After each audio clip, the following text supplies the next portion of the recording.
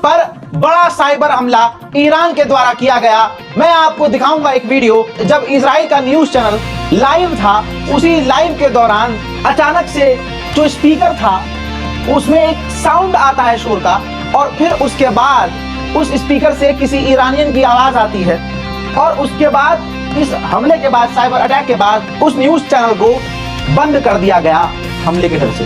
सुनिए। טונה, ולא יודעים מה לעשות. באמת, אין לי טיפת אמפתיה לדבר הזה. נסעתם בזמן מלחמה כלשהי?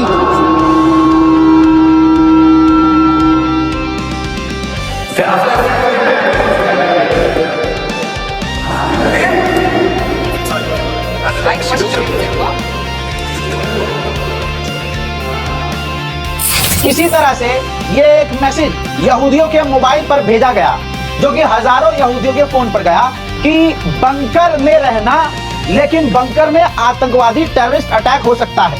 यानी यहूदियों को पैनिक करने के लिए एक मैसेज भेजा गया, जिसमें कहा गया कि देखो बंकर में रहना, लेकिन बंकर में भी आतंकवादी हमला हो सकता है। उधर पाकिस्तान के डिफेंस मिनिस्टर का अलग ही रौला है। देखिए, पाकिस्तान के डिफेंस मिनिस्टर ने खुद ट्वीट किया है। ख्वाजा जो आसिफ साहब हैं, उन्होंने खुद एक वीडियो को रिट्वीट किया है, जो ईरान का शाह पहलवी है, रजा शाह पहलवी, वो भी ईरानियों को भड़का रहा है कि सरकार गिरा दो, लालच में कि इसको जो है वहां का राष्ट्रपति या राजा बना दिया जाएगा।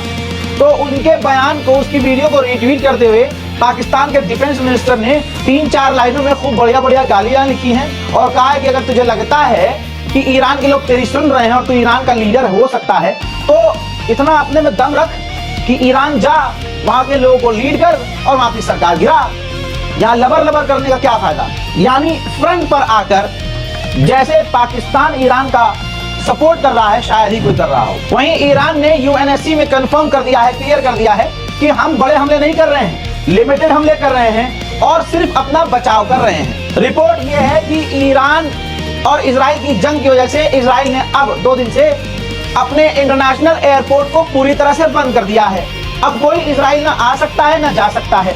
ऐसे में खबर यह है कि इजराइल के लोग जो समुद्री जहाज का 50,000 का टिकट है, उसके वो 4-4, 5-5 लाख, यानी कई गुना महंगा टिकट लेकर समुद्र के रास्ते से साइप्रस फरार हो रहे हैं। इसके अलावा जर्मनी, ऑस्ट्रेलिया, यूके और भी फ्रांस, ये तमाम देश, यूरोप के कई देश इजराइल से अपने लोगों को निकालना शुरू कर चुके हैं। इसके अलावा बड़ी खबर यह है कि 21 मुस्लिम अरब देशों ने मांग की है कि ईरान पर इजराइल इसी वक्त हमला बंद कर दे। इजराइल इस तरह से डरा हुआ है कि 24 घंटे पहले ईरान ने जो हाइफा ऑयल रिफाइनरी पर हमला किया, उसके बाद इजराइल ने अब हाइफा ऑयल रिफाइनरी समेत इजराइल की तमाम ऑयल रिफाइनरीज को शट डाउन कर दिया है। इजराइल का सबसे बड़ा अखबार आपकी स्क्रीन पर हारेट्स ने छापा है कि इजराइल को फुल स्केल की जंग ईरान से नहीं लड़नी चाहिए, क्योंकि इजराइल के लोग बुरी तरह से सहमे हुए हैं और वो जंग नहीं चाहते। उधर नेतन्याहू बार-बार बयान देकर,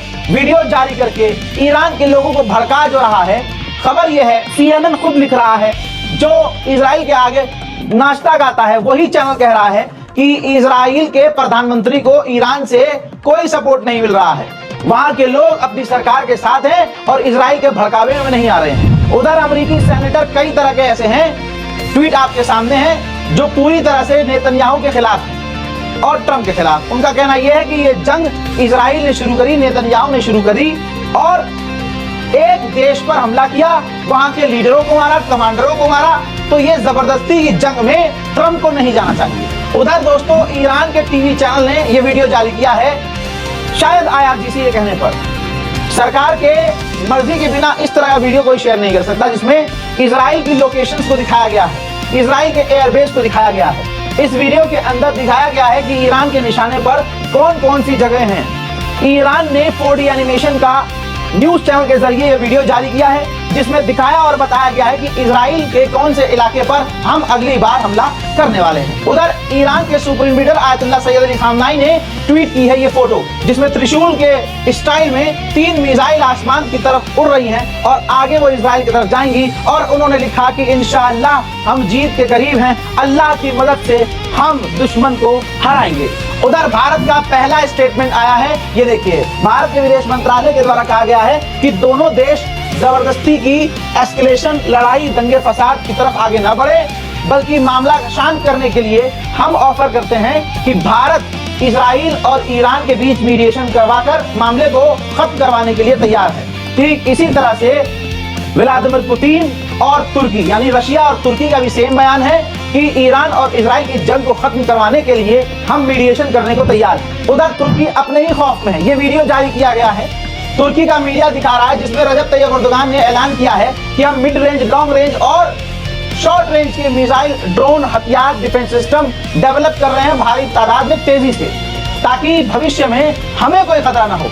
ईरान और इजराइल की जंग को देखकर तुर्की सहमा हुआ है। लाखों यहूदी जो ईरान में रहते हैं, उन्होंने निंदा की है इजराइल की और कहा कि इजराइल ने गलत काम किया है, इजराइल ने ये जंग शुरू की है और हम अपने मुल्क ईरान के साथ। वहीं भारत ने बड़ी खबर दे रहा हूं, हमने मांग की थी, बार बार आवाज उठाई थी, कई जगह हमने इस बात को पहुंचाया था, जिसके बाद अब ये हुआ है अल्हम्दुलिल्लाह कि भारत की सरकार ने, इंडियन हमारी गवर्नमेंट ने ईरान में, तेहरान में, कुम में, मशहद में, इन तमाम जगह जैसे शिराज, इन जगह फंसे हुए भारतीय छात्रों को निकालना शुरू कर दिया है।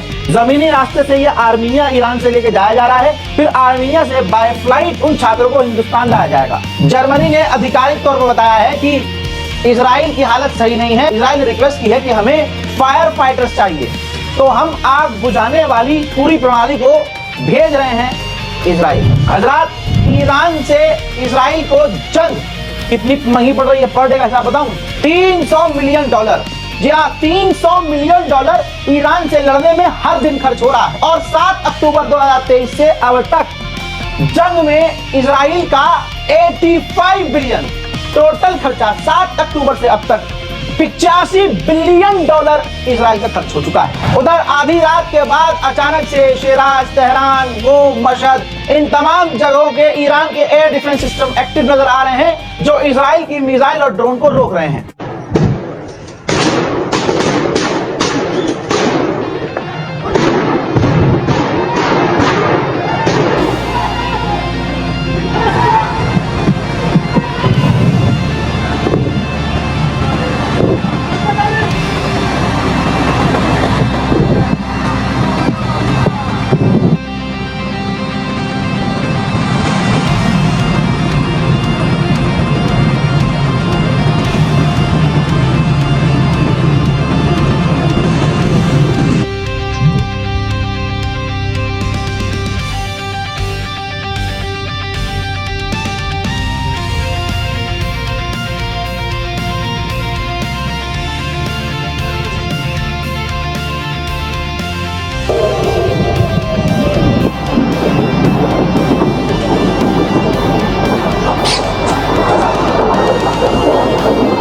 هماکنون بندر عباس هماکنون بندر عباس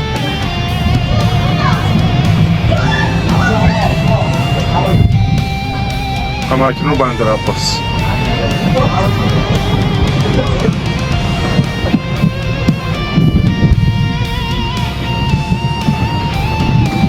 هماکنون بندر عباس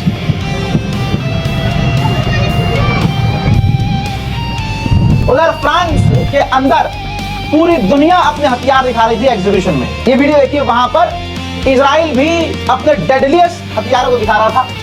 फ्रांस के दिमाग में न जाने क्या आया, फ्रांस ने उस इजरायली स्टॉल को, जो इजरायली एरिया था जहां पर इजराइल हथियार रख रहा था, अपने दिखा रहा था, उसको काली चादर और काले दीवार से बंद कर दिया।